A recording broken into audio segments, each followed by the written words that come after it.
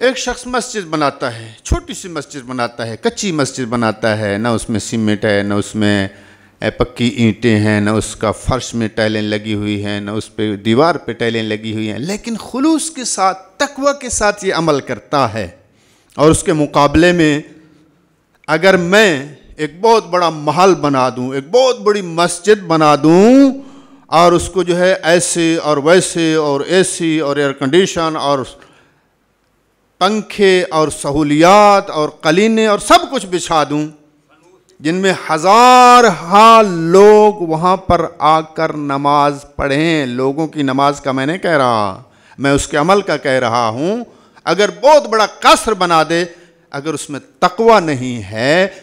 تو قرآن کہہ رہا ہے، اگر اس میں تقوی نہیں ہے اور دین خدا اور دین اسلام کے خلاف اس کو استعمال کرتا ہے، میں نہیں کہہ رہا، قرآن کہہ رہا ہے کہ وہ مسجد جس کی اساس اور بنیاد تقوی پر نہیں ہے، وہ تو مسجد ضرار ہے۔ حکم ہوا کہ اس کو گرا دیا جائے، اس کو منہدم کرا دیا جائے، چونکہ مسجد ضرار کا کوئی احترام نہیں ہے۔ مدینہ میں کیا ہوا؟ یہی تو ہوا ہے،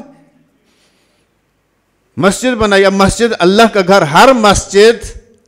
اللہ کا گھر، یہاں سے ہمیں درس ملتا ہے، تاریخ سے، قرآن سے ہمیں درس ملتا ہے کہ ہر مسجد اللہ کا گھر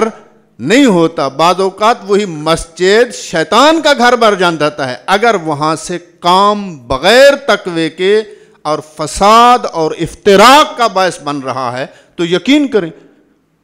خواہ وہ امام بارگاہ کے نام پہ بنا دیں، خواہ وہ مسجد کے نام پہ بنا دیں، خواہ وہ مدرسہ کے نام پہ بنا دیں، اگر وہ افتراق اور فساد اور وہاں پر ایسے عقائد و نظریات کو پیش کیا جاتا ہے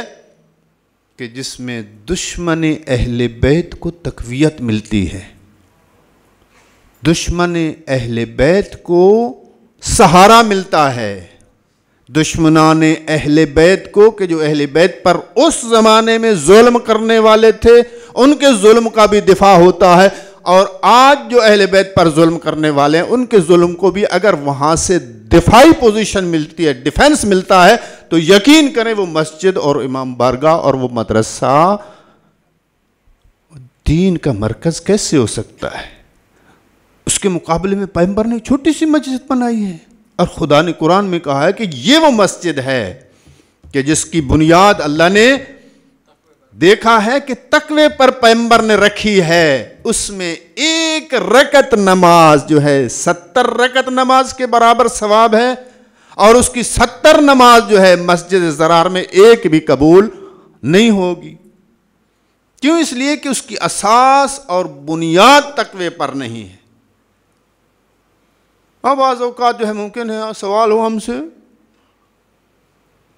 یا کسی اور سے سوال ہو، اور ہو بھی رہے ہیں آج کل آپ جو دیکھ رہے ہیں سوشل میڈیا پر جو پراپاگنڈا ہو رہا ہے، جی فلاں نے کیا کیا ہے، جی فلاں نے کون سا جو ہے وہ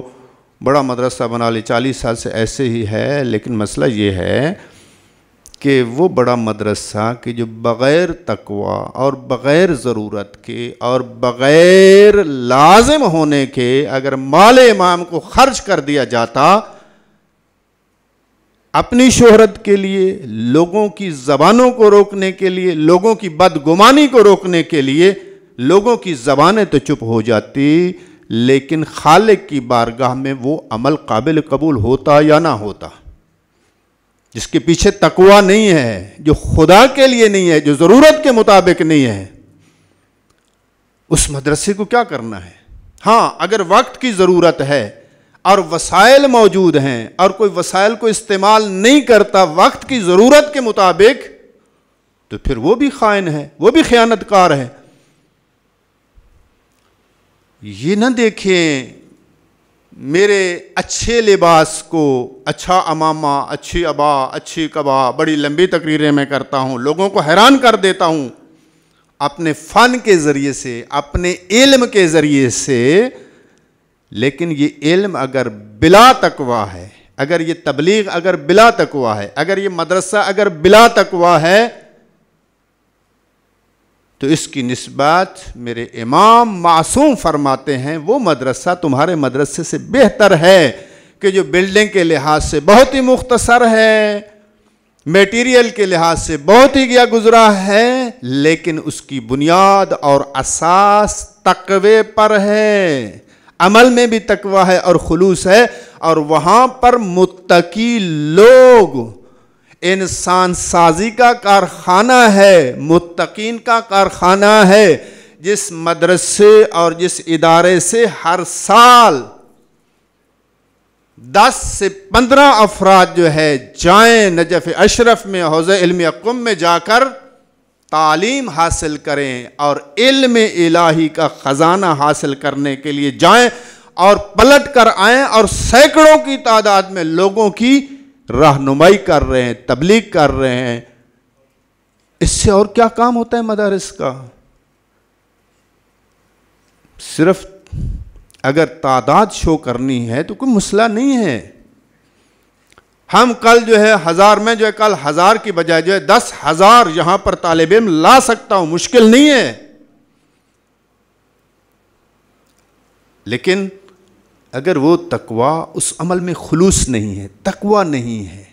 خدا کے لیے نہیں ہے، تو پھر اس عمل کا کیا فائدہ ہے؟ اور مال، یہ میرا مال ذاتی نہیں ہے، میں کوئی ذاتی پراپرٹی بیچ کر اس دین پہ خرچ نہیں کر رہا، یہ مال بھی اس بزرگ کی محنتوں کا نتیجہ ہے کہ جس نے خود نہ ساری زندگی